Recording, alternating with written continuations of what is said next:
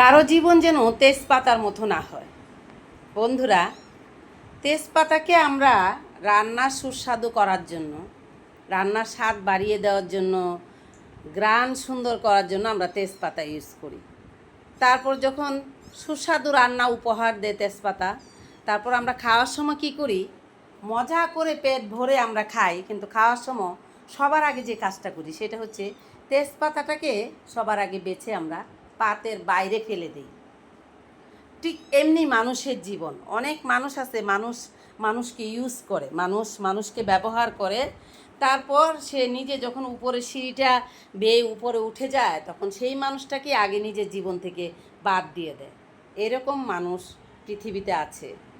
মানুষের জীবন এরকম তেজপাতার মতো পুড়ে ছাই হয়ে যায়। তেজপাতা জিনিসটা কিন্তু একটা, আমরা মনে করি সহজ একটা জিনিস, কিন্তু তেজপাতা দিয়ে উদাহরণটা দিলাম যে কোনো মানুষের জীবন যেন এরকম তেজপাতার মতো না হয়। তেজপাতাকে আমরা ডাইলে বাগার দিই, মাংস তরকারিতে দিই, পোলাওয়ে দিই, রং চায়ে দিই, কত কিছুতে দিই, লাড্ডু বানানোতে দিই, বিভিন্ন কাজে সুস্বাদু ঘ্রাণ হওয়ার জন্য, খাবারের স্বাদ বাড়ানোর জন্য আমরা তেজপাতা ইউজ করে থাকি। সেটা আমাদের প্রয়োজন, আমরা ইউজ করতেই হবে, ইউজ করি আমরা। তারপর যখন খাবারটা আমাদের তৈরি হয়ে যায় আমরা মজা করে খেয়ে নিই, তারপর আমরা সবার আগে তেজপাতাটাকে আমাদের পাত থেকে আমরা বেছে ফেলে দিই। ঠিক এমনি করে এই পৃথিবীর মানুষ এই কাজগুলো করে। একজন মানুষকে নিজের জীবনের প্রয়োজনে তাকে পরম আপন মনে করে আপন করে নিবে, তারপর নিজের চাহিদা, নিজের যে ইচ্ছা শক্তিগুলো পূরণ হয়ে যাওয়ার পরে সেই মানুষটাকে ঠিক এমনি করেই দেখছেন মিনা, এমনি করে জীবন থেকে বাদ দিয়ে দিবে, জীবন থেকে ছুঁড়ে ফেলে দিবে। এই হচ্ছে মানুষের জীবন। প্রিয় বন্ধুরা, আসসালামু আলাইকুম। কেমন আছেন আপনারা সবাই? আশা করছি সবাই ভালো আছেন। তো বন্ধুরা, এরকম করে যেন কোনো মানুষের জীবন তেজপাতার মতো না হয়।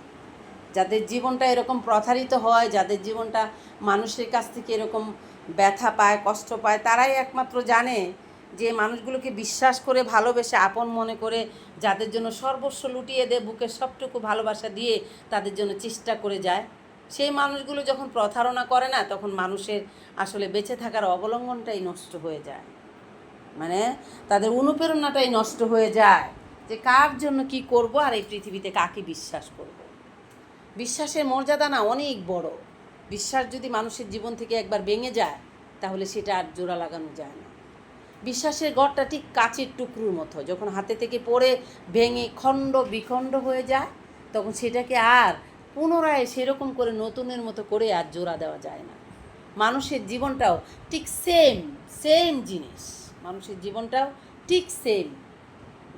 তো বন্ধুরা, আপনারা কার সঙ্গে বন্ধুত্ব করবেন, কাকে ভালোবাসবেন, কাকে বিশ্বাস করবেন, এগুলো নিজেদের মাথার ব্রেন থেকে, নিজেদের বিবেক থেকে অনেক চিন্তা ভাবনা করে তারপর আপনারা ডিসাইড করবেন কোন মানুষের জন্য আপনি আপনার সর্বস্ব সবটুকু দিয়ে চেষ্টা করবেন, কোন মানুষটার জন্য করবেন না।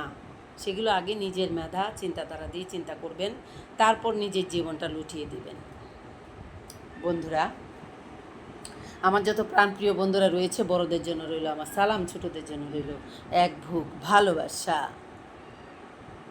যে যেখান থেকে আমার ভিডিওটা দেখবেন সবাই দয়া করে আমার পেজটাকে ফলো করে দিবেন, আর যারা আমার চ্যানেল থেকে দেখবেন আমার চ্যানেলটা সাবস্ক্রাইব করে দিবেন, আর যারা সাবস্ক্রাইব করে দিয়েছেন তাদেরকে অনেক অনেক ধন্যবাদ এবং ভালোবাসা।